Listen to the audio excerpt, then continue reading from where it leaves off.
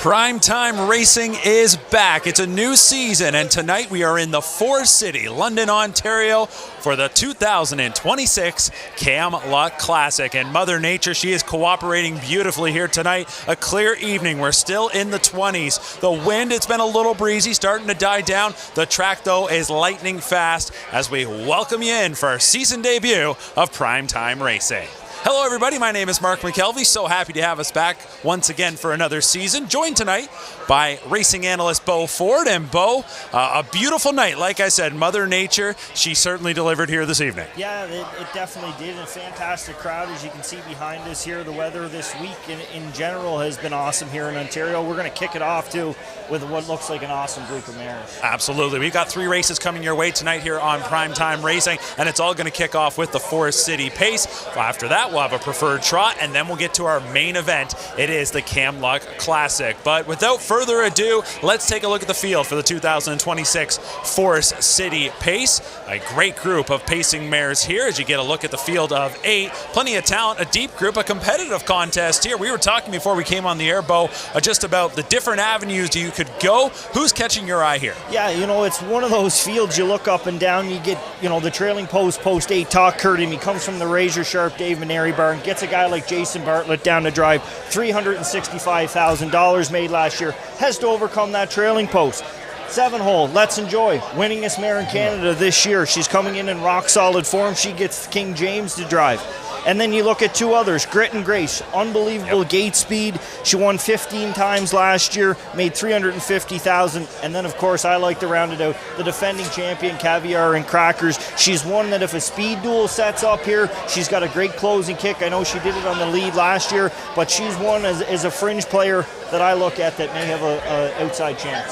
A well-accomplished group of 8 that's going to go forward here. Let's talk about Caviar and Crackers for a second. You mentioned that you had a chance earlier in the week to speak with driver Ed Hensley, and this is a mare, as I mentioned, well-accomplished. She's won here before, just like she did last year, and you look at her last few starts, you're not seeing a whole lot in terms of top results, but there's a lot to like, I think, about that last start coming in. Yeah, if you look at it for me, I'd say on May 15th there, he blasted her out of there, kind of blow the carbon out as we would refer to, and then last week he just kind of ran her up the fence, shot her home late, kept her brave, and that's when I think she's at her best. She's not quite at the form she was this time last year, but she's one that can come from out of the clouds, and I just like that. Eddie said she's at a rock solid week. We could see Grit and Grace definitely being one that's going to snap off the wings.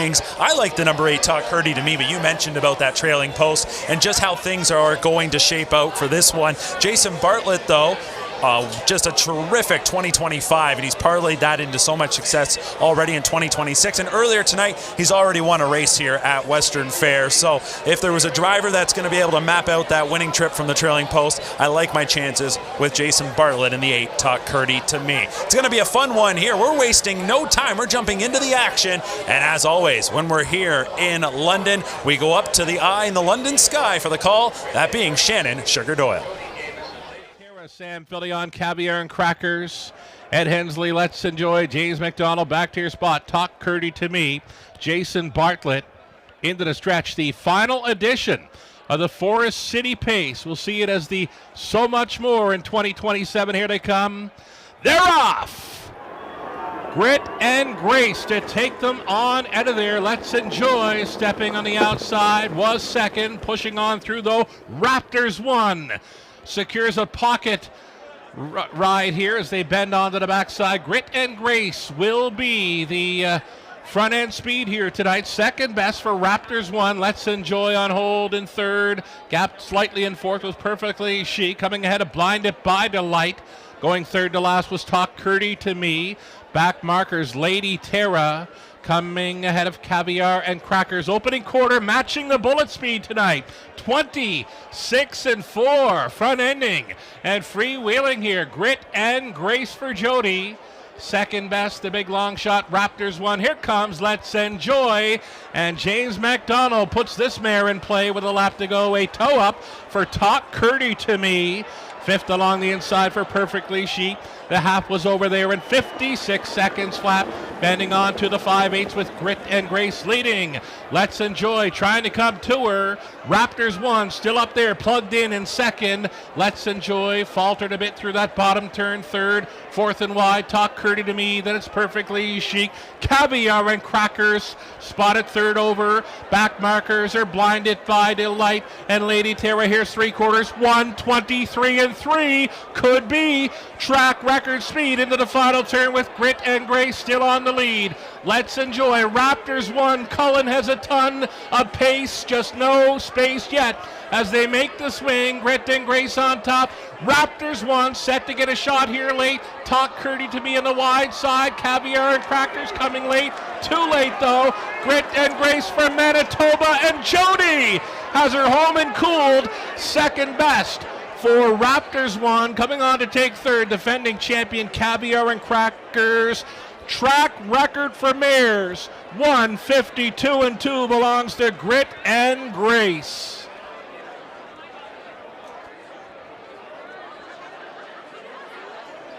Well, we said the conditions were perfect. We mentioned the track was lightning fast, and there you have it. A track record mile of 1:52 and 2, going all the way on the front end. Grit and Grace and Jody Jamieson. And my big question here, Bo, I could tell Jody was rocking in that third quarter, going 27 and 3. I just didn't know if she was going to last up front. A real gritty effort from her. Yeah, and you know what? This mare's kind of been sitting on this one. If you look through her lines, 2 back there. She was running over the top limit at Woodbine Mohawk Park to be 6th. Last week, she got into a little bit of a sprint. Thing about Jody Jamieson is, and I'll attest to this, he drove one for me last week, probably needed a start, he said. I said, yeah, but I wasn't passing up the best half-mile track driver in Canada, and that's what I think Jody is. You know, from Prince Edward Island, he comes home to Old Home Week. He knew exactly what he was doing tonight. He gave them a breather in the second quarter, sprinted away in the third quarter, and kind of put them away, fended off Cullen and Raptors 1 who went a big trip, solidified that 2-hole. It just was too much to overcome in the late steps. Yeah, not going to take anything away from Raptors 1 because that was a real good trip manufactured by Travis Cullen to get that 2-hole ride behind Grit and Grace and then push late at 30-1 to finish second. They'll certainly take that. Caviar and Crackers, your pick. Again, I thought coming off that last turn, if the front end's going to stop here, she's looming. She just had a long way to come. Yeah, she raced good, and it's one of those trip scenarios that didn't work out. You know, we watched Let's Enjoy. She struggled a little bit in the turns here tonight going the speed. Talk Her to Me didn't really fire when Bartlett moved her. You're at the mercy of the pace when you draw 6. You get away last. I think that, you know, if I was the connections of that one at 22-1, I'd be more than ecstatic with the way she raced tonight. So it is Grit and Grace, as Sugar Doyle mentioned, for Manitoba. Lorraine Ray, the owner-breeder of St. Claude, Manitoba. So I'm sure we got some viewers tuning in tonight across the country, no doubt about it, as we are live here on Primetime Racing. And as always, Jody Jamieson, he loves to interact with the fans, and we got a great crowd on hand. We've got a real nice broadcast location up on the patio here at Western Fair, and with all the fans in behind us and those crowding the rail, they're going to get a great look at this 5-year-old mare, Grit and Grace, as she delivers in the Forest City Invitational. And you might have caught it right before the race went. Sugar Doyle mentioned this is the final edition of the Forest City. As recently it was announced, this race will be renamed for the outstanding So Much More, the multiple O'Brien award-winning mare who has just been such a pleasure to watch for several seasons, one of the toughest mares we've seen in recent memory.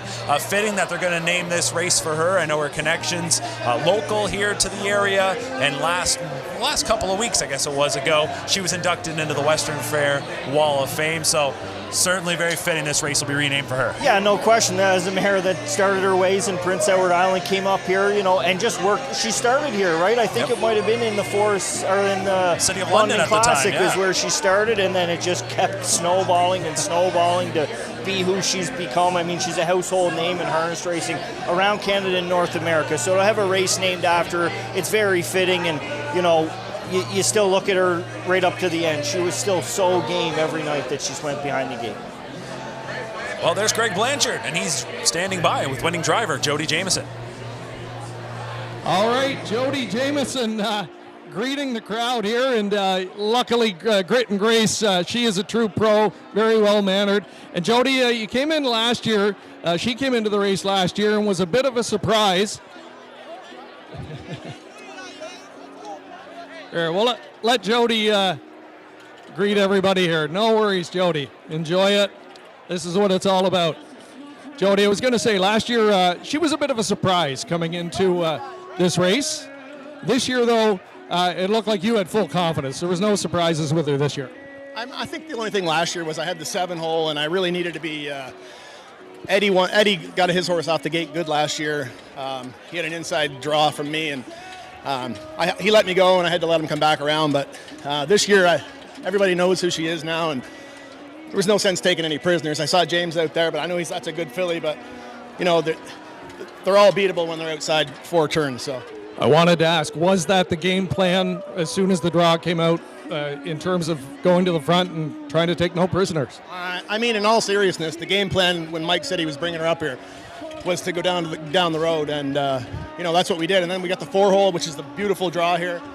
So, and Gracie finally get some kudos here. How fun is it to be back here, the track where you cut your teeth and win races like this? Oh, there's nothing like it. I mean, it's awesome. Look at the crowd, you get to say hi to everybody, and it's just awesome being here, Greg. All right, we'll let you go celebrate with the winning connections.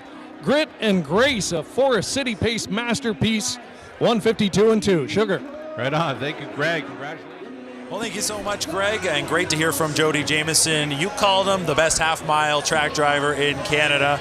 I agree with you 100%. The accomplishments for Jody, a future Hall of Famer, and you hear about the game plan. They came here to go down the road, and sometimes it doesn't work out, but when it does like that and everything comes together for the connections, that's got to be a great thrill. Yeah, definitely. And, as Greg kind of alluded to, it was a little bit of a coming out party for her here last year. No, she didn't get the job done, but since then it just kind of snowballed, and everybody knows who she is now, so she gains a little bit of respect. And Jody came with a game plan. It doesn't always work out, but when you have gate speed like her, like we talked about off the top, it makes it a lot easier to make a plan and stick to it. And Stretch does a great job with this. Mary took his time getting her back to the races after a well-deserved rest, and she was just kind of sitting on this one. And I think that if you got Stretch and talked to him, he'd say this was a game plan all along. Have her ready for tonight. Absolutely, and she's going to deliver here. She is a popular winner, had plenty of backing. $450 to win, $270 to place, $220 to show. How about Raptors won there? We talked about the great trip she got courtesy of driver Travis Cullen. $1660 to place, $750 to show. And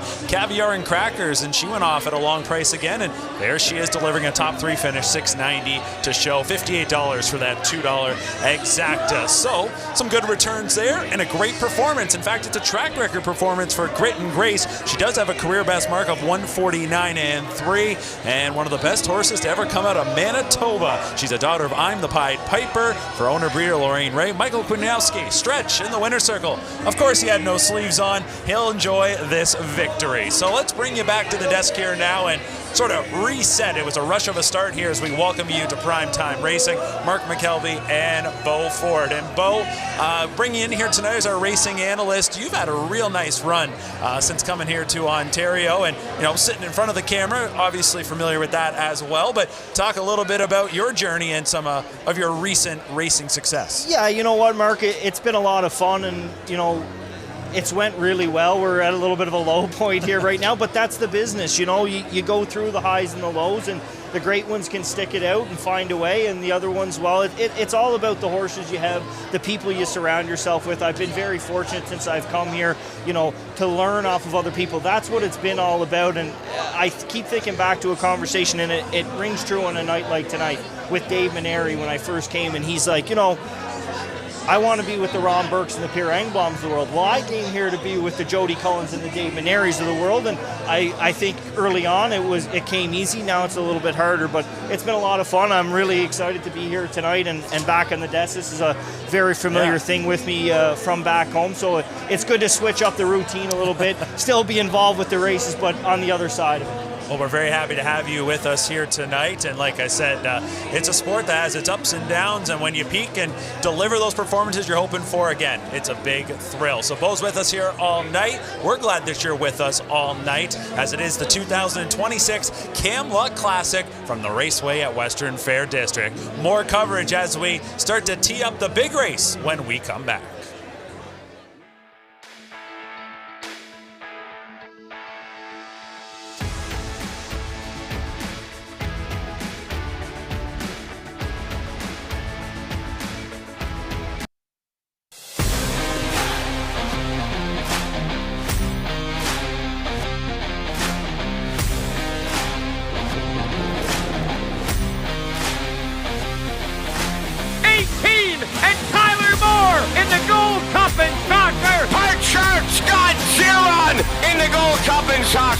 Join us this August on Prince Edward Island for the Gold Cup and Saucer, presented by Atlantic Lottery. Visit redshores.ca for more details. The award-winning Terra Hill Stud is home to the All-Stars, including Cattle Wash, sire of the undefeated U.S. and Canadian Horse of the Year, Bo Jangles. Green Manalishi, the leading OSS stallion of 2- and 3-year-olds in 2025. Terra Hills is also home to Dam Patch Award winner King of the North, who is set to unleash his first crop in 2026. And of course, the perennial leading sire, Muscle Mass, whose sons and daughters have now earned over $90 million. This stacked roster is only getting deeper as Terra Hills welcomes for 2026 the Iron Horse of Buckabent Hanover and the champion son of Chapter 7, Killmister. This is Terra Hills Stud, home of the All-Stars. For more, visit terrahills.com. The annual Lexington Selected Yearling Sale is the centerpiece of the Lexington experience. Located at the beautiful Fasig-Tipton Sales Complex, our annual sale continues to produce multiple world champions and divisional winners year after year, including multiple recent Hambletonian Oaks, and Breeders' Crown winners. The sale coincides with Grand Circuit Racing at the Red Mile, all on the world stage. Make your plans to join us this fall and create your own Lexington experience. Monday, October 5th through Friday, October 9th.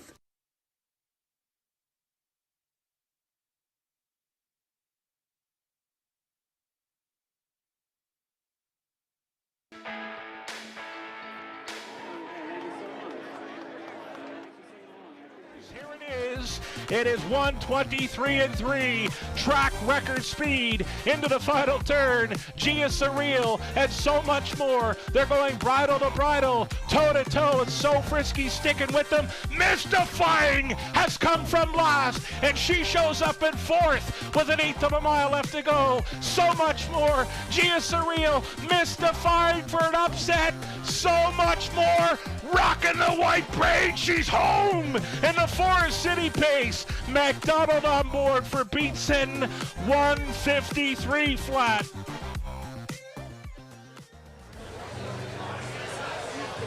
So there was a look back at So Much More, winning the Forest City Pace. And as we mentioned, she will have this race now named in her honor going forward starting next year in 2027. So the final winner of the Forest City Pace for 2026, that was Grit and Grace. But it's time now to turn our focus to the boys for this year's Camluck Classic. The purse, $150,000. It's an impressive list of past winners, especially when you look since the 2000s. We're talking about names like 4-Star Shark, Ponder, Eagle Luck, foiled again, State Treasurer, and then in recent years, the likes of Jimmy Freight. Most recently, you go back to Irvin Hanover a year ago, and really talk about coming out parties. He had already had a great run up to that, but then goes on to a Breeders' Crown, to a Dan Patch and O'Brien Award winning season. So a lot of talent has come through here for the Camluck Classic, used to be known as the Molson Pace, and we take a look at the horses that will compete in this year's event.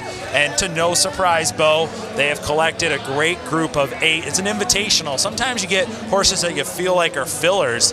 This is a great group of 8 that's going to go forward. Anybody in the world that's in harness racing would love to have one of these horses stand in their stable any day of the week. And it is a really strong field, and it's an interesting field because there's a lot of front horses that show front end speed in here. A lot of horses that like to do their work up handy, and that could set up for somebody to be able to come off the pace. You know, you talk about Irvin Hanover, his coming out party. Coming into this race last year, it was Brew Hanover that had all the talk about him for Dave Maneri, and of course he did get his nose on the line first that night, but didn't get the picture and the trophy. And it's one of those things. Can he bounce back? Can it be his re-coming out party? Because, you know, I don't think Dave, I think if you talk to Dave, he'd say, yeah, he hasn't been at the top of his game, but you look, he's first, second, first. Like in the preferred at Woodbine Mohawk Park, Calico Jack Hanover, another local horse. I said off the top, I seen him out warming up, and I said one of the things that I look for at the Gold Cup and Saucer in Charlottetown is the horses and how they react to the crowd. He was one of those horses that you could see his chest puff out as he came out on the track to say, wow, are all these people here to see me? Yeah, they're here to see me, and he's coming in red hot. Got a really good qualifier underneath his belt last week, 2 in Irvin Hanover. Again, trailing post 8 is tricky.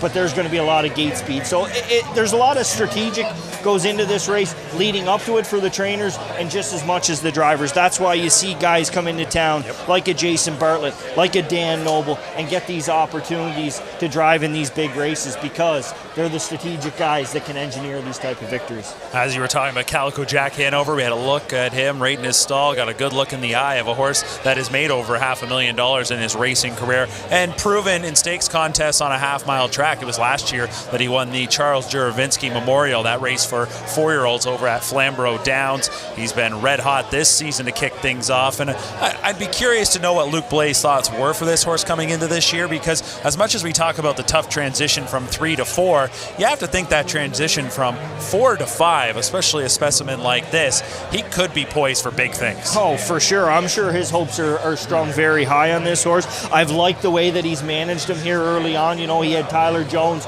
do the early work. He knew that he would take care of him, and I think that's very important. We talked about Talk Curdy to Me and Grit and Grace with the mares, how they've kind of been taken care of when they've come back. They need that, and when they're ready to go, they're ready to go. They're going to let you know. So, you know, I think that Luke's probably got this horse poised for this race. This is his kickoff party to his 5-year-old year. Have him good here tonight, and hopefully it can snowball into the rest of the summer. Well, speaking of a party, that's exactly what it is here tonight at the Raceway at Western Fair District. In total, 13 races. It all got started just before 6 p.m., and the crowd continues to file in. It's going to be a great crowd on hand by the time that we have our main event, that being the Camluck Classic. Before we can get to that, though, we have a little bonus coverage here tonight. It's a preferred trot, and we'll tee that up when we come back here on Primetime Racing.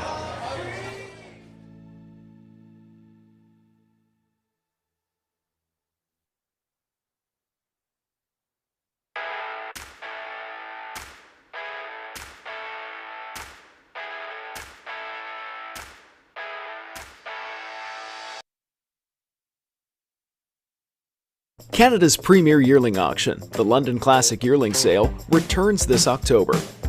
Hundreds of yearlings from Canada's top breeders and major buyers, all under one roof at the JR Expo Centre. And American buyers, remember, your dollar goes further here. From the world-renowned Ontario Sire Stakes program to the Grand Circuit, London Classic graduates compete at the sport's highest level. You can't afford to miss the London Classic Yearling Sale, October 13th and 14th. For more information, visit londonclassic.ca.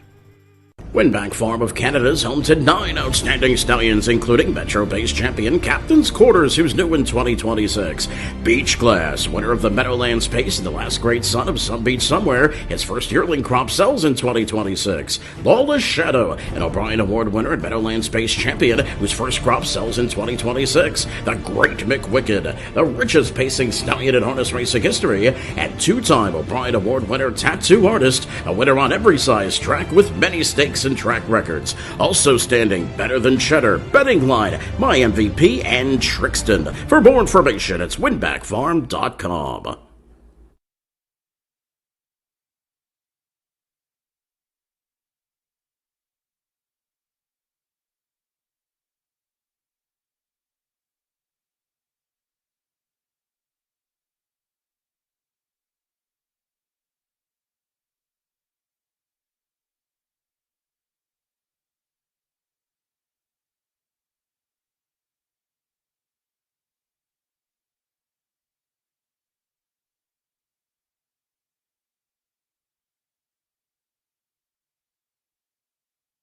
Pokes a nose in front on the last turn. 123, 27 and 4 in the third quarter. Silent Swing looking to conquer Tigerama. They turn for home in the 2008 Molson Pace, and it's Silent Swing, Grand Bend Turbo, Eagle Luck on the far outside. Eagle Luck and Grand Bend Turbo. They're hitting the wire 3 across. It's an upset for the ages as Trevor Henry and Eagle Luck have captured the Molson Pace. It was close for the place. Silent Swing and Grand Bend Turbo over 25-1 for Eagle Luck and Trevor Henry in a Molson Pace monstrous upset, 151-1. Well, there was a look back at one of the biggest upsets in the Molson Pace, now Camluck Classic. Eagle Luck, Trevor Henry, the winning driver, and he'll be sitting behind Poseidon Sealster a little bit later on in tonight's main event. Bringing you back to the desk here at the Raceway at Western Fair District. Mark and Bo with you. And coming up next, we do have a preferred trot contest. This is one of those fun nights, Bo, where it's not just about the main event, the Camluck Classic. It's a stellar 13 race card. We've had Ontario Sire Stakes action earlier.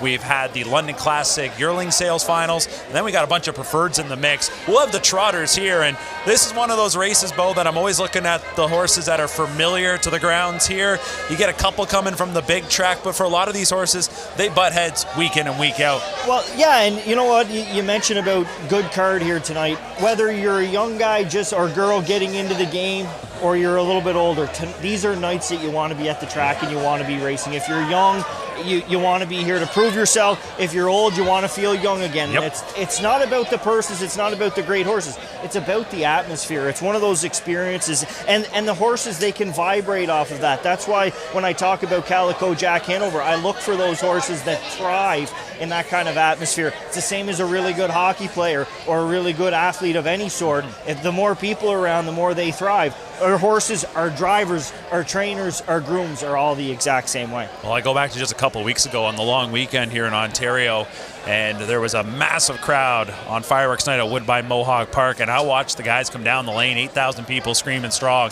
It was just your run-of-the-mill overnight race, but it felt like a lot more to those guys. People want to perform in front of a big crowd. They want to be seen. They want to step up when the spotlight is on. So let's take a look at this group for the preferred trot. As you see the field page up there right now, they stepped out onto the track for the post parade. You're getting a peek there at number 3, Passerino. This is one of the horses I mentioned coming from the big track here to London for this preferred event. Gary Murner, already a winner on the card, and it's Mark McDonald, an O'Brien award-winning driver, very familiar here to London, but it's been over a decade spent south of the border, and now he's returned home. Well, it kind of keyed into me when Greg did the interview with Jody about cutting his teeth here. Well, those are two guys, Jody Jamieson and Mark McDonald. They'll tell you if you don't believe me. They used to run this place, they said. Trevor Henry has something to say about that, but it's one of those things. This horse has raced here in London. He does show half-mile racing. He has went to the big track, so he's won. You get Mark on him on a half. If I'm going to say Jody's the best half-mile track driver, this is where Mark McDonald cut his teeth to. He has unbelievable seasons. Gary Murner, he'll have his horses ready here tonight. There's no question about that. Obviously has the big one coming up in the next one. But this is a horse. If he can make the lead, he's very, very dangerous on a half-mile track. Yeah, he's one you're definitely going to have to watch for here in this contest. Rounding out the field there is number 8, My Buddy Sam. Brady Galliers is a driver from Ohio who's now come to Ontario, and he's had a really good run. He showed up in late November and just got on a tear, and he'd probably be the first to tell you he's exceeded his expectations and kind of finding a nice home here in Ontario. Him and I both, to be honest, we kind of landed at the same time. His start way better than mine, but that's okay. He's doing it more often. This is a very interesting horse that he's driving here tonight. He's been the bridesmaid here for the last 4 starts in the preferred handicap. He's done it all different kinds of ways. He's got the trailing post here tonight with a horse that's off the rail who gets Dan Noble as the catch driver. Like, to me, there's a guy that can produce front-end speed. He could drag My Buddy Sam right into this, and he could finally shake the monkey right off the back. Well, on a big night on a half-mile track, it certainly gets you thinking of what could be coming up later this summer, and that being the 67th edition of the Gold Cup and Saucer presented by Atlantic Lottery. It features a purse of $100,000. It's the best show in harness racing, and it takes place Saturday, August 22nd at Red Shores, Charlottetown. The Gold Cup and Saucer trials will be the week before, Saturday, August 15th. For more details on Gold Cup and Saucer 67, please visit redshores.ca. The focus, though, tonight is here at the Raceway at Western Fair District in the Forest City, that being London, Ontario. We're talking more about our big contest that's coming up in a little bit. And you mentioned about tasting success. Once you get it, you want to get it again. So we look back at some back-to-back winners in this race on the training side. You go back to the 70s, Charles Lawson. In more recent years, Ron Burke winning 3 in a row, Dr. Ian Moore winning 3 in a row. And it's Dave Maneri that has the chance to go back-to-back. He sends out Brew Hanover. And yes, Irvin Hanover won last year. It's one of the most amazing things you'll see where stablemates end up 1-2 in a photo with an inquiry. He couldn't lose in that case, could Dave Maneri, but it was certainly something unusual. He comes back with Brew Hanover. It's all about redemption, and Dave Maneri has had just an incredible run. It's a tough post here tonight, but I would imagine they would be really sweet to get that redemption here. Well, yeah, and I kind of mentioned it earlier about Dave Maneri. He wants to to be the Ron Burke, Pierre Engvall, Dr. Ian Moore. Like, those are the people you want to be compared to. This is his opportunity to get on another selective list of individuals. He's got a horse that I think can do it. He can do it, no question. And the thing about Dave is if they're coming to the racetrack, they are ready to go. You can drive them whatever way they want, whatever way the driver wants to, and they're going to give you their best effort. And if not, there's definitely a good reason why they didn't bring their best. Well, we showed you on that graphic that it was three-peats for Doc Moore and for Ron Burke. For Doc Moore, all 3 years of a state treasurer, and he had some incredible performances in that run, including making a miscue at a start of a race, still coming back to win. For Ron Burke, it started in 2010 with Won the West. After that, it was the Iron Horse, Foiled Again, who went back-to-back, and you just saw Yannick Gingras on your screen there a moment ago. He was the regular pilot for Foiled Again, sat behind him here at London. He comes into town here tonight, and that catches my eye. The fact that for Yannick Gingras, I mean, this is a guy with some of the highest earnings in the history of the sport. And look, $150,000 is nothing to shake your head at. It's a juicy purse for this race here tonight. But he's coming in to drive one that's 6-1 morning line. And for me to see he's given up whatever his opportunities could be back home to come here tonight for that drive gives me plenty of confidence to at least give some consideration to the number 5 Donegal Luther in tonight's Camluck. Yeah, no question. I mean, there's a reason. Tomorrow night at Woodbine Mohawk Park could have been another reason, but this horse, like, he shows winning 3 legs of the Borgata, and then they go the extra distance in the final, and then in the Invitational, I think it was probably one of those prep races to be ready here tonight. In this race, Yannick is sitting behind the number 7 Marvin Hagler. A regular face here at the raceway for Mark McQuarrie. That one's going to have to overcome that outside starting spot. Right now it's even money on the number 3 Passerino. So as we talked about, a lot of people believing that this Gary Murner trainee will deliver. Let's get you up now to track announcer Shannon Sugar Doyle with the call of race number 9 from Western Fair. It is a $16,000 preferred trot. Beluga, Supersonic Hanover, Passerino, Peso Hanover's in the center, Siesta Sandman, the Great Reset, Marvin Hagler, back to your spot, My Buddy Sam, it's a field of 8 behind the gate. Preferred Trotters, sponsored by Ontario Racing, picking up speed, here they come. Off and trotting, Passerino. Mark McDonald puts them right on the lead early. Passerino cornering through the opening turn. Off stride went Jody with Peso Hanover.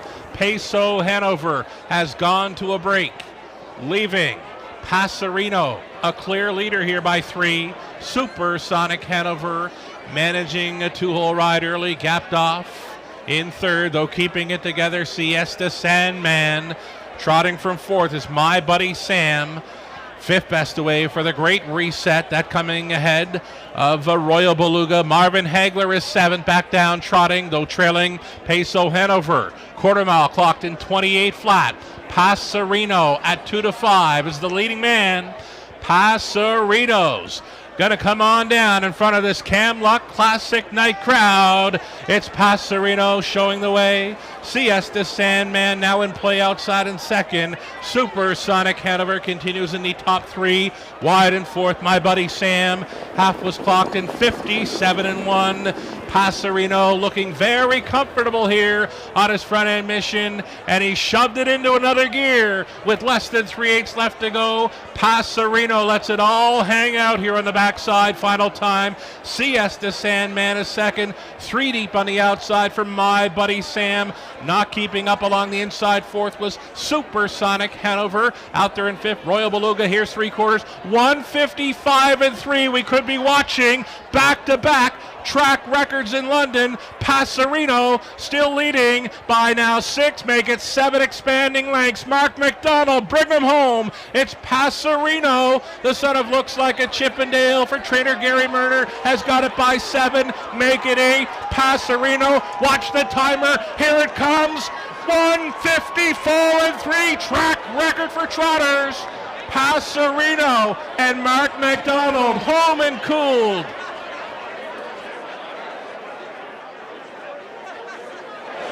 It's back-to-back track record performances here tonight at Western Fair, and this one isn't just a track record, it smashes the previous track record. The Great Reset had the mark at 155.3. He was in this field. No one was touching, though. Passarino and Mark McDonald, who go down the road, they break the track record by a full second, 154.3. And I would imagine there's some old-timers here tonight that have been coming to Western Fair for many decades who probably never thought they'd see a trotter put up a mile like that. That's an incredible mile here. I know the track's great. I know the weather's set up for it, not just tonight, but all week.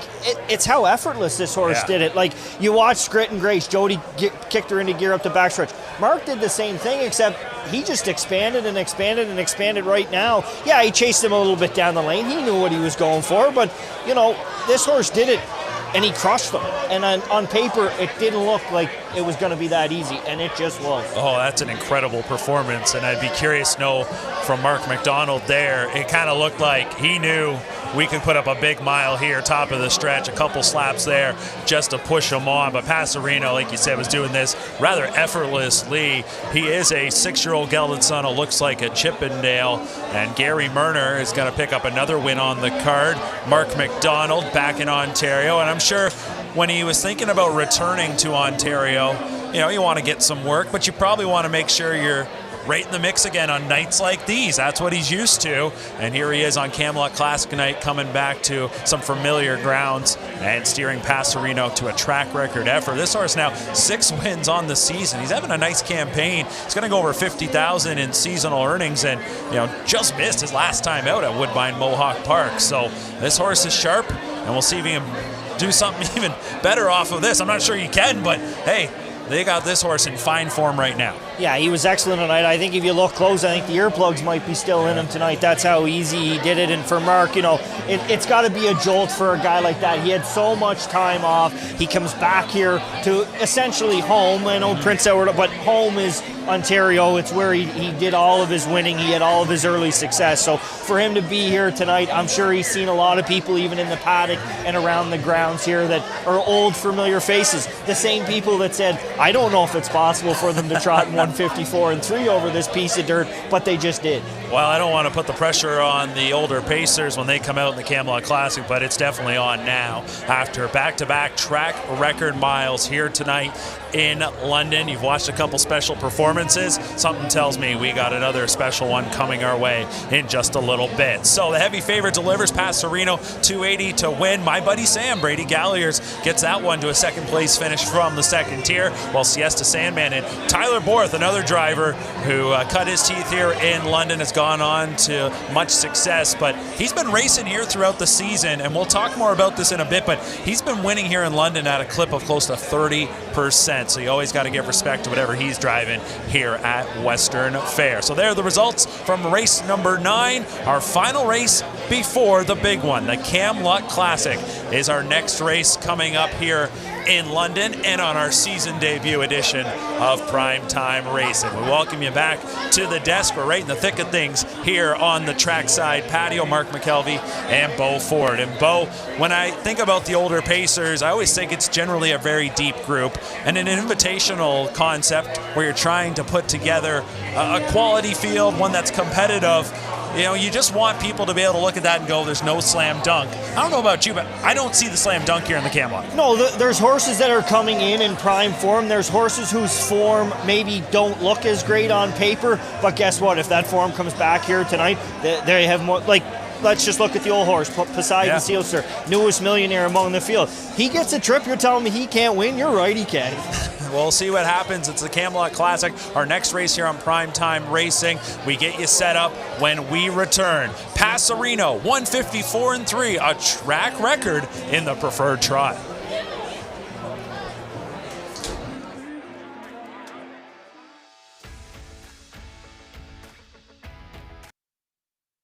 Congratulations to everyone who purchased yearlings at our sale last year. Standardbred Horse Sales Company is excited to watch your 2-year-olds train, and we wish you the best of luck at the races. We look forward to seeing more future champions. We'll see you November 2nd through the 6th in Harrisburg, as once again we will be offering 3 days of the sport's top yearlings as well as the #1 mixed sale in the industry. Don't miss it. See you in Harrisburg.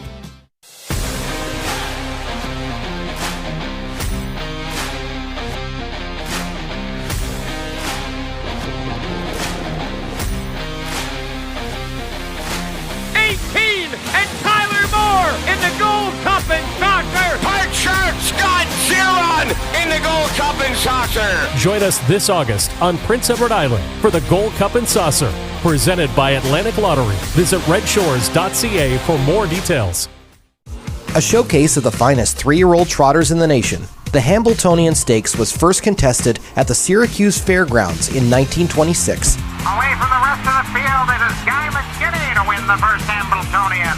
Named after Risdick's Hambletonian, the father of the American trotter.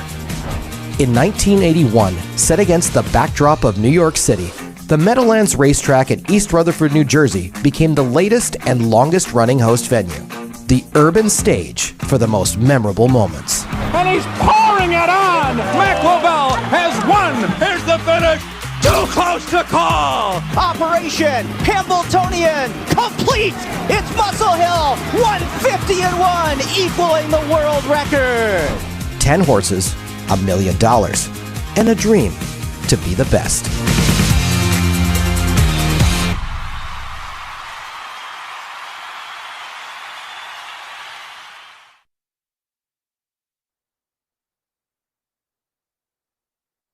Getting heavy pressure now. State Treasurer putting ahead in front. 3/4. Hit me. 123-1. All bets off. Along the inside is back on top. State Treasurer is second. Evening of Pleasure third. PH Super Can. Bartlett is straight back on him, begging for room. Outside to be fifth. Luke in Hanover. 1/8 of a mile left to go. Time to show him if you got him. All bets off. Still there. State Treasurer may have gotten him. Evening of Pleasure punching through. 3 across. State Treasurer. History in the Molson Pace. A look back at State Treasurer, a 3-time winner of the Molson Pace, now Camluck Classic. A great horse like that, any horse in this game, it takes an entire team behind them. Let's take a closer look at the unsung heroes of the sport, the grooms.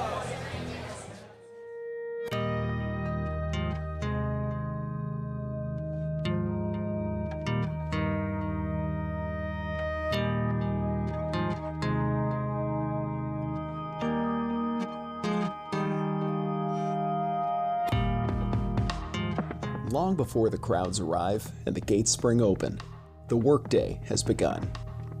In Barnes Across, Ontario, harness racing's unsung heroes are hard at work. They're the first to arrive and the last to leave. This is the life of a groom. Grooms are the backbone of the racing business. They care for the horses daily, brushing, feeding, training, traveling, building the trust that makes performance possible. Each horse has a dedicated groom who knows them inside and out, ensuring that they're healthy, calm, and ready to race. I think growing up in the industry, it was always an interest of mine, and I rode horses for 13 years too, so working with and around horses has always been something that I've been interested in. And when I finished university, I knew that this was my passion. Just the thought of working with an animal, different challenges every day, and get here about 20 after 5 in the morning and feed them, and then work as a team, kick them all outside, get their stalls done, and start driving. While they're out jogging, we'll do their stalls. They'll come in, we'll give them a bath, and then once they're dry, we'll put them all away, we'll brush them, and yeah, set out feeds, give them lunch, and then we can go home. Treat every horse differently. Like Bingo, she's not a big attention fan, so you just let her do her thing, and that's what she enjoys. Then there's a couple that, you know, they like to, you know, be petted and give a little more attention to every day, and every horse is different. I think most grooms put some pressure on themselves when their horses are racing. I have found, like with the stakes races, those always make me really nervous. You want your horses to do well, so you do put some pressure on yourself. I try to keep it light. I don't try to get too worked up. I find it easier on myself, so everybody's different, but try not to get too worked up. Being a groom isn't just a job, it's definitely a lifestyle. Once you're committed to this industry, it's definitely hard to get out of it, but you need to love it because it's not for the faint of heart. The passion of it. Do it for the passion. There's no other industry that you can do what you do in this one. They may not hold the reins or collect the trophies, but without grooms, there's no race. Ontario's harness racing industry rides on their shoulders every single day.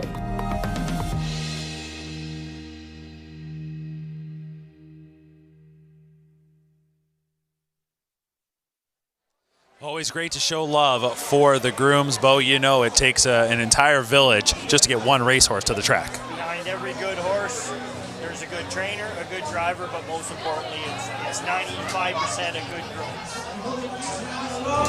95% of the time, a good horse, it doesn't matter. If they don't have a good groom, you're not going to get full ability. They know the horse in and out. They do an unbelievable job.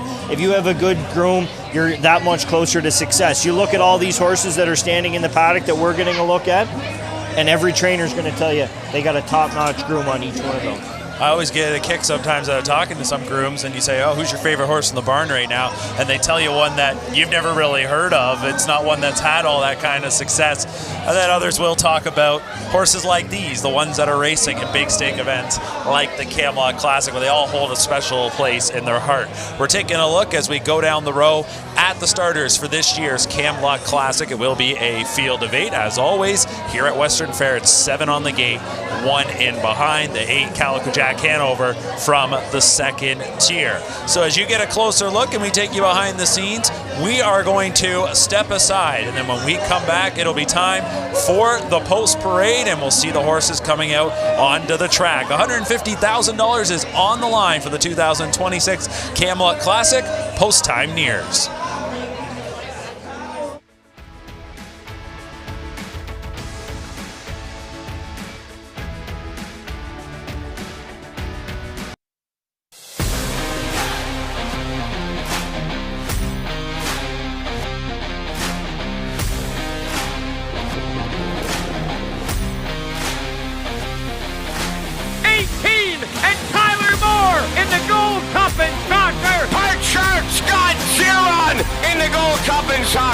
Join us this August on Prince Edward Island for the Gold Cup and Saucer, presented by Atlantic Lottery. Visit redshores.ca for more details.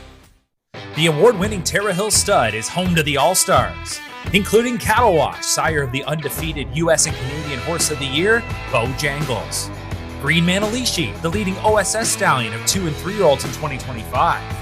Terra Hills is also home to Dan Patch Award winner King of the North, who is set to unleash his first crop in 2026. And of course, the perennial leading sire, Muscle Mass, whose sons and daughters have now earned over $90 million. This stacked roster is only getting deeper as Terra Hills welcomes for 2026 the Iron Horse of Buckabent Hanover and the champion son of Chapter 7, Killmister. This is Terra Hills Stud, home of the All-Stars. For more, visit terrahills.com. The annual Lexington Selected Yearling Sale is the centerpiece of the Lexington experience. Located at the beautiful Face Exhibit and Sales Complex, our annual sale continues to produce multiple world champions and divisional winners year after year, including multiple recent Hambletonian Oaks, and Breeders' Crown winners. The sale coincides with Grand Circuit Racing at the Red Mile, all on the world stage. Make your plans to join us this fall and create your own Lexington experience. Monday, October 5th through Friday, October 9th.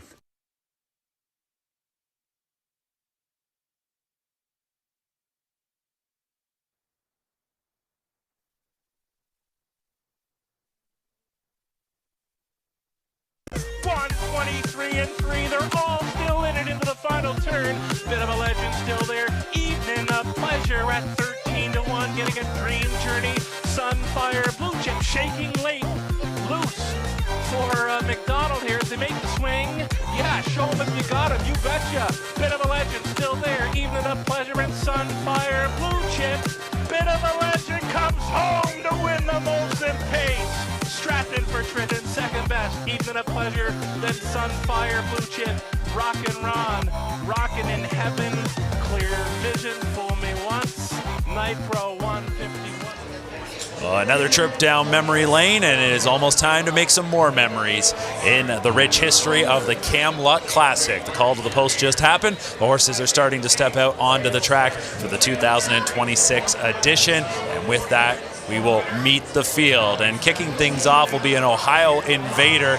You talk about success on half-mile tracks. Dan Noble, he just wins races. He's been setting records as of late, winning races at Northfield Park. In fact, he won 11 races in one card, pretty much unheard of, actually tied a North America record. And that's where we start with number 1, Helium. He is a 7-year-old gelding. James Morris and Dennis Owens are the owners. Christy Noble trains, Dan Noble drives. This horse is putting together a big-time season. 7 wins in 12 starts, 2 seconds, 2 thirds in the mix. Mark a 50-2 over a half-mile track at Northfield. And last year he put up one of the fastest miles of all time, 1:46.4. Here's a look now at Poseidon Sealster, one of the war horses in our game. Trevor Henry for trainer Don Lindsay. Yeah, this is a horse. He just went over $1 million. He was at home last year for the Gold Cup and Saucer. Had the dreaded 8-hole. He went one monster mile that day. He's just got so much backlash. I know it probably killed driver Bob McClure to book off of this horse. He says he's one of his favorites. That tells me that he's 2 fingers. He's so easy to drive. That puts the ball in Trevor's court. He can drive this horse whatever way the race unfolds in front of him. And we know Trevor, he knows this track just as well as anybody. And this horse is known for a good bounce-back performance. Last time out, he finished 8th, beat 12 lengths at Woodbine Mohawk Park. But certainly with his resume and what he's shown now into his age 9 campaign, you never rule him out. Here's number 3, Lou Hill. Jason Bartlett was the top-earning driver in North America last year, winning a Dan Patch Award as the U.S. Driver of the Year. Trainer Per Engblom, owner, breeder Tom Hill. Lou Hill, a 5-year-old gelding, has won 6 of 10.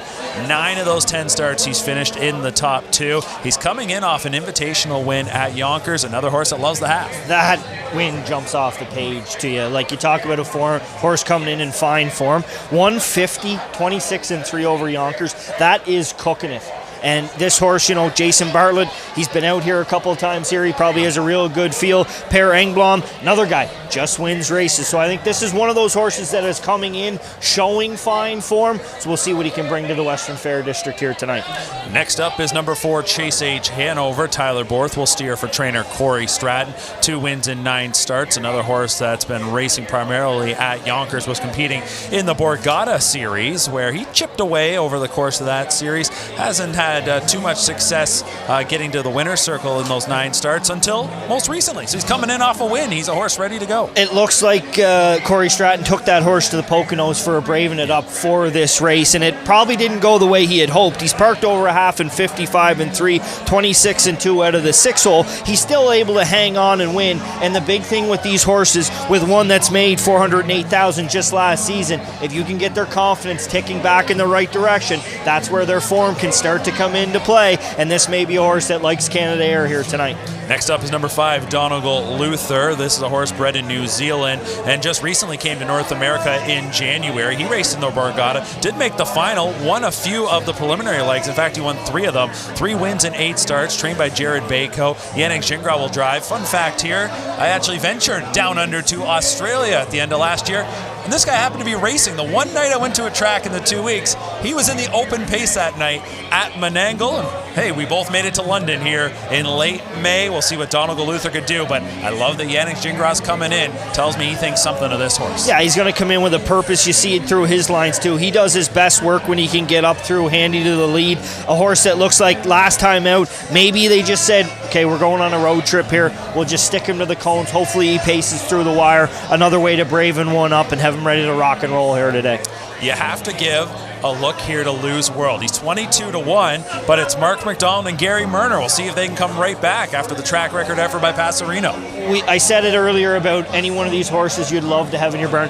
This is a prime Saturday night horse in Canada. Doesn't matter if you're at Mohawk, doesn't matter if you're in Charlottetown. If you have this horse in your barn, everybody's going to take notice, and he's going to do things like he did last week where he goes out and he wins in 49, lifetime best. So talk about a horse coming in good form. This horse isn't better than he was last week coming into this week. Well, if you like all that, you're getting 25-1. Again, it is a deep group for the Camluck Classic. Here is Brew Hanover. We talk about the redemption storyline after last year finishing first, placed second in just a wild finish with his stablemate Irvin Hanover. He goes for Dave Maneri, James McDonald. It's a tough draw here for this pair, but I have to think if somebody can make it work, it's got to be the 5-time O'Brien Award winner as Driver of the Year, James McDonald. Yeah, and he's coming in with good connections here. Like we said about Maneri, he's coming in 421 training average. They come to the track ready to race. James is just going to have to engineer something out for this horse. I think he's coming in the best form he's shown here in 2026. Second, and then he breaks through last week, 27 on the end of it, a mile in 150-3. And I thought last week he was driving a lot straighter late in the mile, so it tells me that this horse may be feeling good. And something like that could just be the warmer weather that we're experiencing here too. Final horse we will meet, number 8, Calico Jack Hanover, Bob McClure for trainer Luke Blay, and Determination. That group has combined for some major wins over the years. You talk about Hambletonian, you talk about the Breeders' Crown. Calico Jack Hanover, the son of Captain Treacherous, now into his 5-year-old season, and he ripped off 3 straight wins at the open level at Woodbine Mohawk Park, most recently on May 2nd. Few weeks off, qualified last week. He was involved in a wicked mile with Irvin Hanover, who won the qualifier in sub 150. Calico Jack Hanover, second tier, but this is one that I've really got my eye on. Yeah, and Primetime racing, Primetime Bob. He shines in moments like these. He's another guy, just like James. He is going to have to work this horse out some sort of a trip. The horse shows good half-mile racing. He looked like he was in good form when he was warming up. Comes in off a qualifier, win assisted that day, but still, he just let him pace down by the wire. I don't think he asked him a bit in 25-4. Like, that's just incredible. So I think the job here for this horse is in Bob's hands to try and work him out a trip that can get him there. It was a little curious to me that we didn't see Calico Jack Hanover back into race since May 2nd, so it makes you wonder if maybe something was up, but the qualifier says should be all systems ready to go here this evening. There's a look at the field for the 2026 Camluck Classic, a look at number 2, Poseidon Sealster, a horse you mentioned that ventured to the island to PEI to race in the Gold Cup and Saucer, and again, want to give a shout out to our friends at the Gold Cup and Saucer and hope that you make your plans to join them for the 67th edition on Saturday, August 22nd at Red Shores, Charlottetown. For more details on Gold Cup and Saucer 67, visit redshores.ca. Taking a look right now at the betting board, the 4-5 favorite is the number 3, Lou Hill. I'm maybe slightly surprised that he's that low. I thought we might see a race here where there would probably be co-favorites, but it's that mile most recently at Yonkers that you talk about, Bo, where he goes 150 and just crushes what, those are good horses.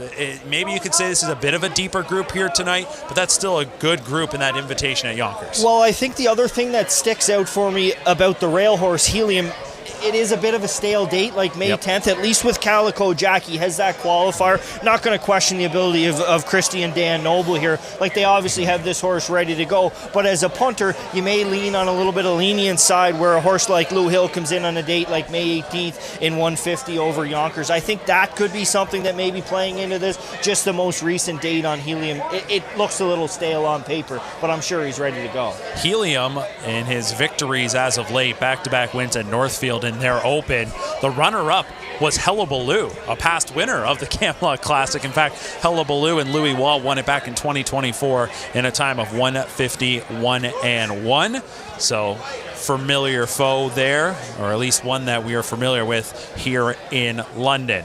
So Helium is your rail starter. And when I look at the Camluck Classic, I always look to see who's going to be blasting. He hasn't been on the lead right away in his most recent trips at Northfield, but I wonder if you're Dan Noble, are you switching it up a bit here tonight? I think the post position probably played a big part into that. You get 7, 7, 8. Last time he drew the rail, he's there 26-4. I think he's grinded his way there. Like that trip last time out, that's a big mile where he's on the outside for a lot of it, and maybe that's why they said, okay, he went a big one, we'll give him a little little bit of a day, but you get the rail on a half-mile track, you best use it to the best of your ability to try and take advantage of it going in through the first turn. Who else do you see maybe mixing it up here? I think Lou Hill has to blast off of the gate. I'm very interested to see what James's take is here from the 7-hole. We watched him blast Let's Enjoy earlier off the gate. It may not have worked out. The thing about this race, everybody's going. You put 150 on the line, everybody's taking a shot at somewhere in the mile.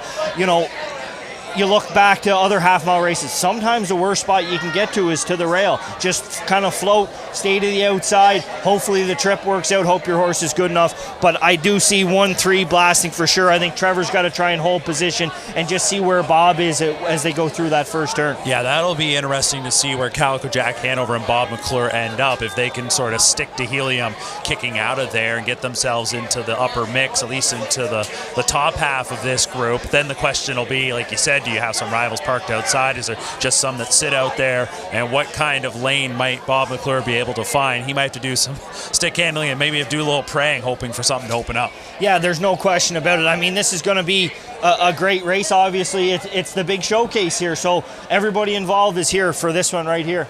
All right, so the gate is open, the car in motion, and the field of 8 is moving up and taking their positions. It's always one of the most entertaining races each and every year. It's our season debut of Primetime Racing. We're kicking things off with a Camluck Classic. Enjoy. Here's Sugar Doyle with the call. Sealster, Trevor Henry, Lou Hill, Jason Bartlett, Chase H. Hanover's in the center with Tyler Borth, Donegal Luther, Yannick Gingras, Lou's World, Mark McDonald, Brew Hanover, James McDonald, treading spot Calico Jack Hanover, and Bob McClure. It's the $150,000 Camluck Classic presented by Sealster Farms.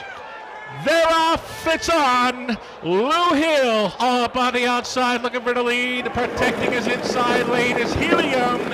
Helium and Noble has a take no prisoners approach early. Helium takes control as they straighten up for the backside run. Pocketing up in second was Lou Hill. Traveling third, the veteran Poseidon Sealster.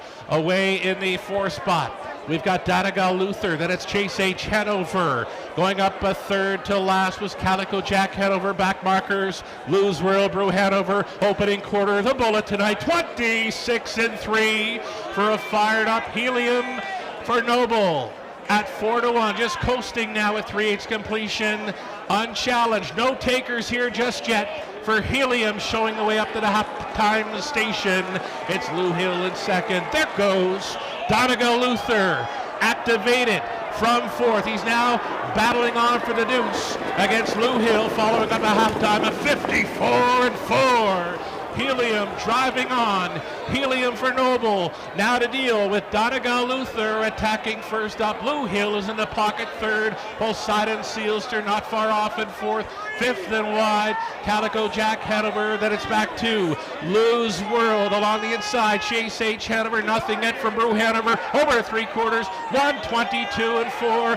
Helium chased up into the final turn. Donegal Luther at his wheel and challenging Lou Hill, all dressed up with no place to go in third. Calico Jack Hanover switching 3 wide for this drive home into the stretch. They turn and burn. Helium on the inside. Here comes the pocket rocket, launched up late by Bartlett. Lou Hill, Lou Hill, Lou Hill on the outside wins the Camluck Classic. Helium second, Calico Jack Hanover third, maybe Poseidon Sealster fourth. Brew Hanover was coming late. 151-2. Lou Hill, Bartlett on board for Englom and Hill. The 2026 Camluck Classic goes to Lou Hill and Jason Bartlett. They blasted out of there. It was quite the sprint into that first turn with Helium. Helium from post 1, though, gets the top. Pocketing up was Jason Bartlett with Lou Hill. The question was just going to be, Bo, would he get out? Yeah, it goes back to the race from last year. Almost a carbon copy till midway through the last turn, and you could see where Bartlett was going to get that seam, be able to get his horse to the outside. Once he got him out off the wheel and he kicked those earplugs, did this horse ever pace forward? And, you know, he's motionless here at the wire. The horse in the lead, he did a lot of work. He had to fight off, and it's a big quarter. I know it's 26-3. That first 8th, man, they were smoking. Those wheels would have been spinning in that first turn. I was watching some of the other horses in behind to see where they were, and they were pretty spread out. You look at a horse like Poseidon Sealster, there was no way he could shut out Lou Hill from getting that pocket spot because he couldn't keep up to Helium, who was just absolutely flying to get control. And as we saw the race unfold, Donegal Luther opts to come first up. Calico Jack Hanover and Bob McClure, who I thought would try and follow as close as possible to Helium, end up third from last, but then get a second over trip. They get a third place finish, but there was no doubt who the best horse here was tonight. It was Lou Hill. Yeah, and it kind of read that way on form, on paper, maybe not over a full term. Maybe it's his coming out party. Maybe he goes from last week, snowballs it into this week, and who knows what things can come here in the future for this horse. But, on paper, 50 over Yonkers, he kind of stood out as his form was the best, and he was the best horse here again tonight. Jason Bartlett guides Lou Hill to victory in the Camluck Classic, and Greg Blanchard is standing by. Don't seem to work out any better than that, do they? No, it's not really where I wanted to be. I wanted to cut the mile with him, but sometimes just things don't go your way, and but he's very versatile. I was just hoping, to be able to get out. He's really good off a helmet too, so he's just a really good horse. Quality horse, one that really wasn't on our radar, to be honest, until a couple of weeks ago, and then that last race at Yonkers kind of served notice there, didn't he? Yeah, the problem was that he wasn't in the Borgata, so he wasn't really racing a lot because all the good horses were racing at Yonkers. So we always knew he was a really good horse, and he showed it again here today. But he'd been racing really well all year. Great to have you back in town. It's been a while. Different style of racing here in London than other half-mile tracks, would you say? Yeah, every half-mile track's a little bit different, but kind of reminds me of home, to be honest with you. And finally, what do you think the ceiling is for this horse? Do you see him going on and being a real player in the older division this year? Yeah, he's just like I said. He tries. He's got a great attitude, and his gate speed is something that's always going to put him in the hunt. Congratulations. Thank you. Jason Bartlett getting it done. Another Camluck Classic title for him, and Lou Hill flawless in victory, 151-2.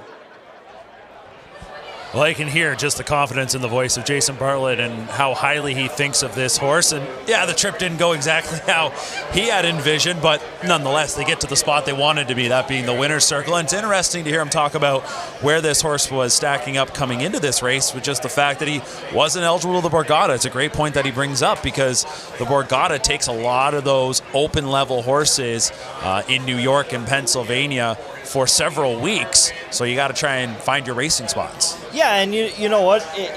I see Jason's point. Like, these guys, we talked about them being strategic, and you don't think he watched the last two races and seen how well the front end held up and said, I need to be there here because it's holding up. If I can kick him in gear up the backstretch, they aren't going to catch me. But yeah, it makes it tough to be able to keep a horse like this tight. I think Pierre's done a really good job of kind of mapping him out, places where he can go and get some races. I'm sure he would have loved to have been able to keep him at Yonkers and on the half. Tried a couple times at Pocono, Miami Valley. Then he's able to get him back to Yonkers, and now here tonight in London. Well, just back on May 2nd, the last loss that Lou Hill suffered, he lost by a nose in just a thriller of a contest at Miami Valley against Prince Hal Hanover, and we've seen what he's gone on to already do this year at 4, so it just shows where he stacks up. Let's go back to the winner's circle. Special, folks. All right, here with Per Engblom, winning trainer. I wanted to get a quick word, Per. Is this your first time in London? I actually been here before. I think 10 years ago when I worked for Jimmy, we were up here racing this race, and but it's been 10 years. Okay, Sunfire Blue Chip. Exactly. Super. So you know the kind of horse it takes to come here and compete. So you obviously had a lot of confidence in this horse that he'd be a big player tonight. Yeah, his last two starts has been great. Actually, the whole year has been great, but the last two starts at Miami Valley and last week at Yonkers, he was really sharp. So when he put up a mile like that, I really wanted to come up here. Half-mile specialist or a horse that will be just as competitive on the bigger tracks? He's very versatile. He can win from the lead, outside, from the pocket. He's just a good horse. Who have you got here celebrating with you? This is my daughter, Emma. Congratulations, Emma. What do you think? I don't know. Congratulations, Per. Great to have you here tonight. And yeah, that is one of the more impressive victories in the Camluck Classic we've seen in a number of years. Lou Hill for Per Engblom and Jason Bartlett. You know what, Emma? I don't know a whole lot either, but I know that Lou Hill was awesome here tonight. 250, 210, 210. I guess I also know the public was all over this guy. Well, I think if he had asked Pierre that question, he might have said, how are you feeling? He might have said, I don't know yet. You know, it's a pretty big thrill to add this to your resume. He's kind of come and made a name for himself here, and picking up these races only make you that much more hungrier, the key to success. Well, I'll be really curious to see where Lou Hill goes from this, and if we can see him knocking heads in these Grand Circuit and graded stakes races throughout the course of the season, because it sounds like it doesn't just have to be sticking to a half for this guy. As Lou Hill wins the 2026 Camluck Classic. It's a mile tonight of 150, 1 and 2. So there goes our streak of track record miles, but it's one of those races when you're locked in second and you're just looking for room. It's kind of out of your hands how fast you're going to go. Yeah, and you know what? I feel like sitting out here, the weather has shifted a little bit in the last, since the trot race went to the big boys went. I feel like it's gotten a little bit cooler. Maybe the wind's coming from just a touch of another direction. It can make the biggest difference. And in the other races, what we've seen is big third quarters. They really raced. And in this race, Lou Hill's locked in. He was ready to rock and roll up the backstretch. He just didn't get the opportunity to, which, you know, it's unfortunate. You're always striving for those record books, but I'm sure if you ask the connections, they're just happy with the check. It does not matter. 75,000 Canadians coming their way as Lou Hill wins the Camluck Classic. We will talk more about what we have seen here tonight, and guess what, folks? We're with you till the bottom of the hour, which means I think we're going to be able to squeeze in one more race. Yes, a little bonus coverage on this season debut of Primetime Racing. Don't go anywhere. Lou Hill, your 2026 Camluck Classic winner.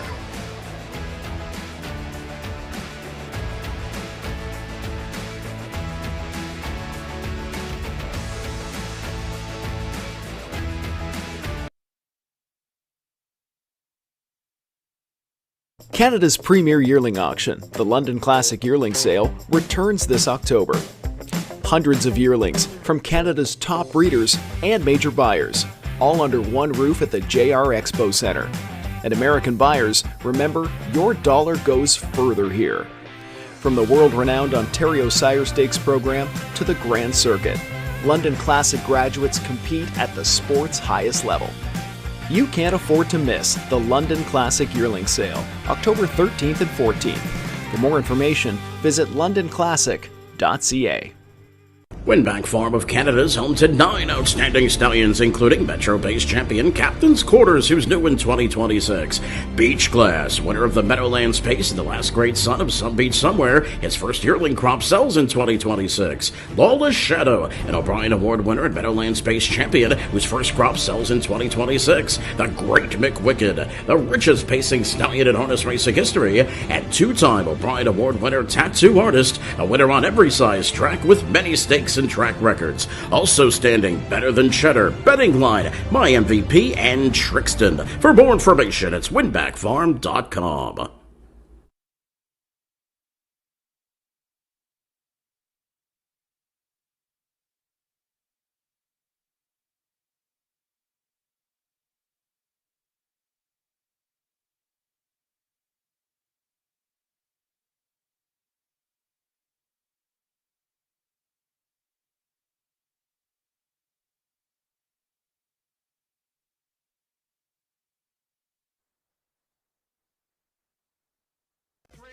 Hullabaloo is still on top.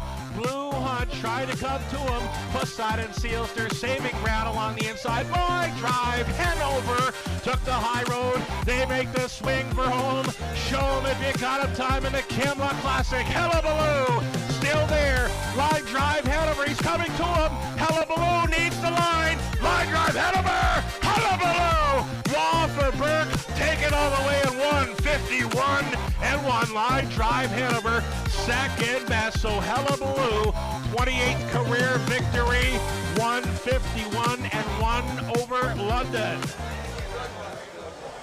So this year was Lou Hill. A couple of years ago it was Hullabaloo. Hullabaloo, as I mentioned, has been battling this season up against Helium, and it was Helium that rocketed from the rail in the Camluck Classic. I want to take us all back to the start of this race, Bo, because as we talked about, they were flying out of there. Well, and you talk about, rail control, and you even look at Bobby, like he's going all he can go here right now, and Dan Noble is timing the gate just to perfection, and Bartlett gets the early say on him, and then as they get into this turn here in London, that's where the inside advantage, but like they're smoking it right till about the middle of the turn, and then as soon as Noble realizes, okay, I got him taken back, okay, now we can sit in and slow this up. Still a bullet, as Sugar Doyle would refer to, but he can start to put the brakes on and see if he can get the race back in his favor. And maybe Jason Bartlett was just a step away from having enough to be able to cross over on Helium there, but it's that inside advantage, and a horse that can obviously shoot forward like that got him control. And you think about that first up bid from Donegal Luther, if he hangs in there,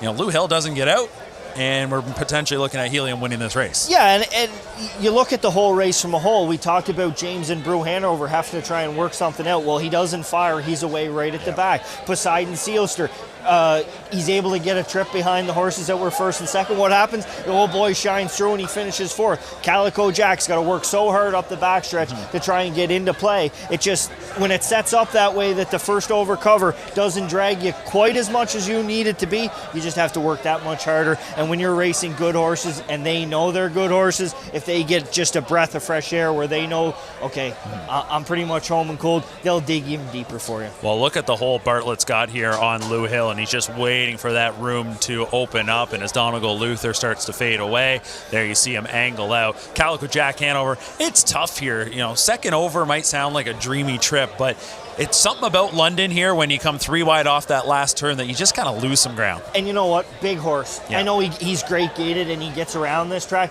but it's got to be a little bit of a tougher task than on one that, especially when they're down along the inside, it's just that much, it's a shorter distance, so it makes it easier, right? But I think there's a horse, front end speed usually holds up here. You got to kind of get up to the wheel in the backstretch and be nosing in front into the last turn to have a shot out of the last turn here. So that was a look back at the Camluck Classic, which we saw just moments ago. It was our main event here tonight, but as I mentioned, we got a little bonus coverage here this evening as we're with you till 10:30. And coming up next, it is the London Classic Sale Series final. For the horses and geldings on the pace, 4 finals here tonight. This is going to take us to race 11 on the program. And this is one of those series where if you have a horse that, whether they haven't really come along at 2 or 3 and a bit of a late bloomer, opportunities here, one that maybe just, hasn't really hit just yet, but looking for a coming out party, this is a series for you.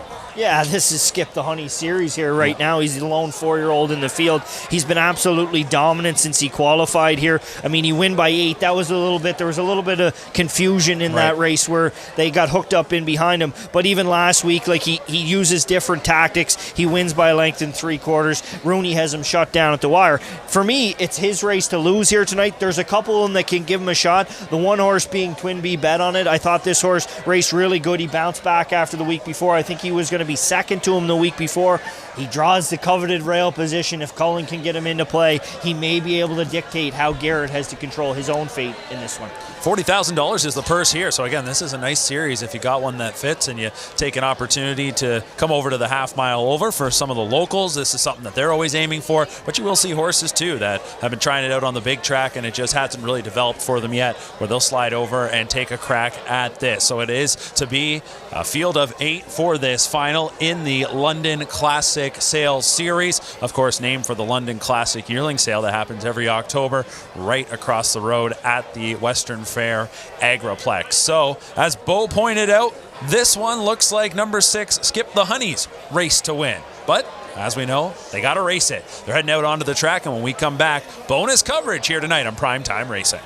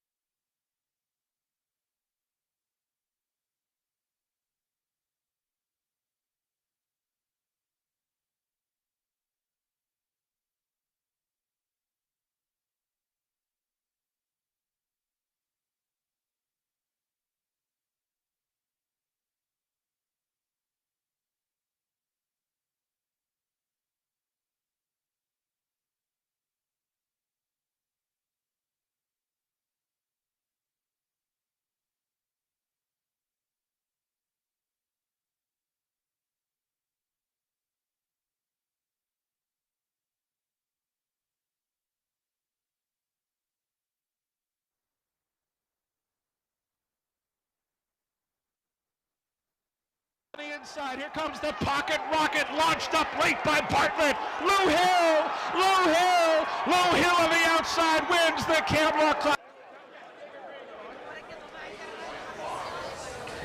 So Lou Hill joins an impressive list of winners of the Camluck Classic. As we take a quick look back, there was the call once again from Sugar Doyle. Sugar, one of the voices of Canadian harness racing, just loves a night like tonight, and always takes time to shout out those that are tuning in from across the country. And he's got roots everywhere. He's been all over the spot, whether that be out east, out in Alberta, and now for a long time here in Ontario. How's that song go? I've been everywhere, man. That's kind of Sugar. He can go anywhere to any racetrack in North America and probably find somebody that's been in the Sugar Shack, as they call it here. But you know, he does a fantastic job. It takes a select group of individuals to be able to make every single time that horses go behind the gate exciting. And you know, every guy has those those calls that are catchphrases, and Sugar seem to stick really well.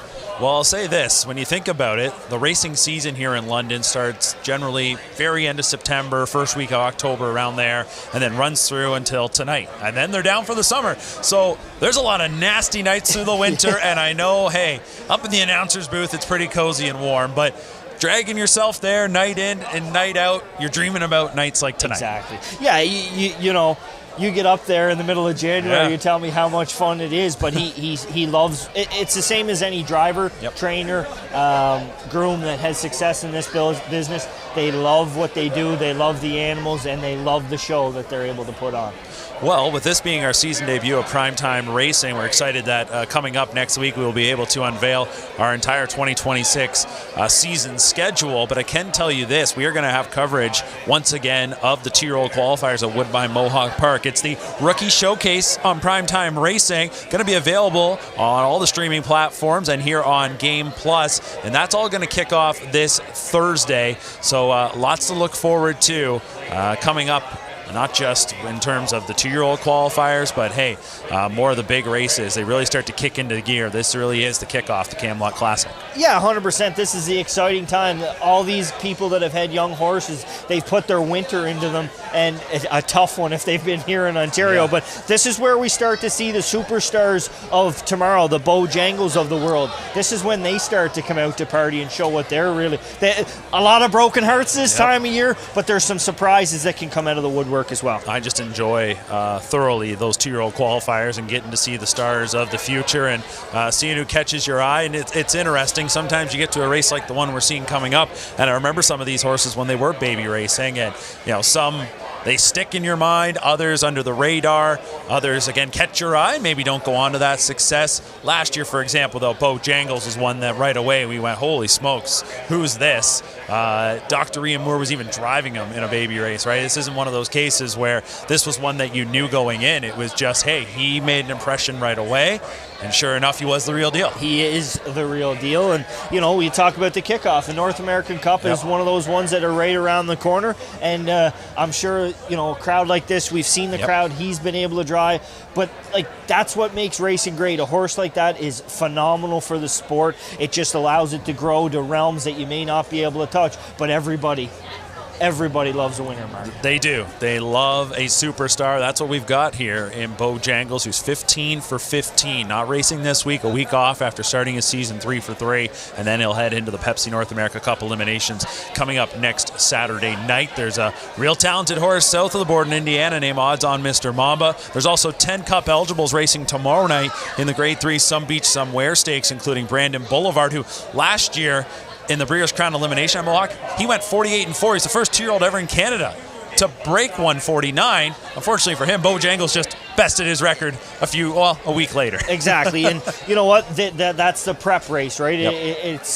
It's going to be great. Like, go out and see those horses. See who it is that has to tackle the big fella when the time comes. Well, it's time for our final race of the evening here from Western Fair. It's race number 11, London Classic Sale Series Final. We're on the pace, a $40,000 purse. Can Skip the Honey sweep the series? We'll find out in a moment. Over bet. Those are your 7 on gate. 1 late is right line. Top of the stretch. Race 11 Pacers. Pick up speed. Here they come. Off and pacing, French Bulldog and Skip the Honey. Twin B bet on it. Those three motoring into the opening turn. Likely the quickest opening eighth on the night. Twin B bet on it for Cullen. Skip the Honey, not waiting. Skip the Honey challenging, and it's these two together battling onto the backside and up to the quarter mile. Twin B bet on it, turning away the heavy 1-5 choice early. Here's Twin B bet on it for Travis Cullen. 27-3 for the opening quarter mile clocking. And finding pylons in second there was Skip the Honey. Traveling in third, we've got French Bulldog. Right lining at a fourth. There goes Right Line. Named appropriately tonight. He's marching tonight for James McDonald. A toe up for Sobel. Ambush now in play from fifth. Traveling wide now at a sixth. There goes Overbet for McDonnell. The back markers stumble and stagger. Had a issue at the gate, and outside of that travels J.M. Mazingin over the half, 57-4, and it's Twin B bet on it, still leading. Challenged on the outside now. It's the first up challenge by Right Line for McDonald. Gapping slightly in the pocket. Skip the Honey out there in fourth. Sobel Ambush in the top five. Overbet buried along the inside. French Bulldog up and by 3/4, and it's Twin B bet on it. There goes Sobel Ambush. Ambushing the field indeed at 3/4, 126-3. This is a 35-1 long shot for Austin Sorey, now leading. Twin B bet on it. Here comes Garrett Rooney on his horse. This is Skip the Honey now in play. He's found room late, and he's coming up against a Sobel Ambush in the final stretch here. Skip the Honey. He's a homebred prince of Greg Drew, and now he's a London Classic Sale Series champion. He wins it. Twin B bet on it. Appeared to be second.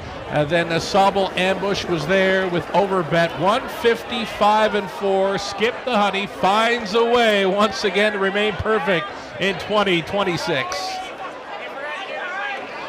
Well, now 5 for 5 on the season to Skip the Honey. It is the series sweep, but again, one of those races, it wouldn't be exactly how Garrett Rooney drew it up. He was going to need some daylight, and it was an interesting race in terms of, as Sugar mentioned, they were smoking out of there again. Travis Cullen clearly wanted command, and then for Garrett Rooney, it was, okay, kind of at the mercy of the one in front of me and what the others are going to do. Yeah, Cullen dump plugs, use that rail control. If you're going to beat him, you're going to have to get him locked and blocked and hope to turn it into a sprint. James had other ideas. He comes and he pushes the pace. Austin 3 wide with a big push up the backstretch. Twin B bet on it, actually battles back to get a piece of it, but Skip the Honey, just that much the best. Garrett gets him out 3 wide around the last turn. He's one of the only ones, I think, come from off the pace with a move like that and just drive away from him. So 1-5, he does deliver, but again, things were a little interesting there. We saw some great races here tonight. Congratulations to our final winner of the evening, Skip the Honey, for owner, breeder, trainer Greg Drew, and Garrett Rooney, who does the driving.